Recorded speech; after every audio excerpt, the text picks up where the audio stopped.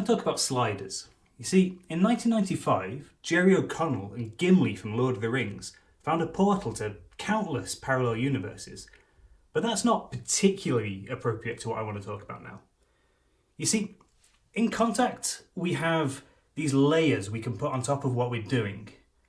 When we're mapping out the music, for example, we see there are fast sections and slow sections. There are sections that make us think heavy, make us think light. And there's some really simple things we can do to play with that and to adjust it and see what kind of effect it has on our routine and what we're putting across. And I want to really draw a division between two elements, between speed and between tension. A lot of people, when they try and do something quickly, they'll tense up at the same time. And when they're trying to do something slowly, it'll become a lot slower, a lot floppier, a lot smoother.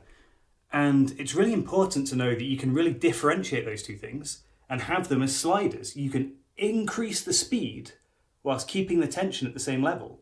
You can decrease it and ramp up the tension. You can play with these as you go along.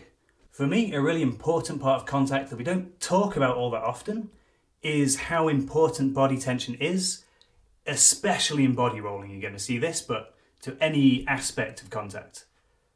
So as a little experiment, taking that sequence that you're starting to put together, starting to get comfortable with, try and perform it, but tense up as much as your body will allow. Tense up your neck, tense up your arms, tense up your entire body at the same time. And you'll notice that everything gets a lot harder. You're less in control. The ball's going to find different paths as your muscles tense up to fly off in different directions. And then try the opposite. Try the exact same sequence, but as loose, as relaxed as you can, so you can barely hold yourself up. It's going to be slightly easier, but again, you're going to feel that lack of control.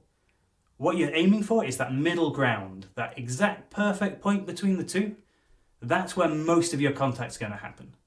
So find this area here. From there you can tense up if you want to, and you can relax if you want to, but always coming back to that central point. That's your tension slider in action. And you can ramp that up, make it slowly more tense. You can pull it back down, make it slowly more relaxed. And the same goes for speed as well. Try and do your routine as quickly as you can. And it's difficult with Contact. You're making mistakes. Yes, you can force the prop to go where it's going at speed, but you're going to be making a lot of shortcuts and it's not going to look as elegant. Try and do the same thing super slow and you have a different problem with control. You're having to balance the ball a lot more. And then try and find that middle ground again, where you're not fighting it, you're not rushing it.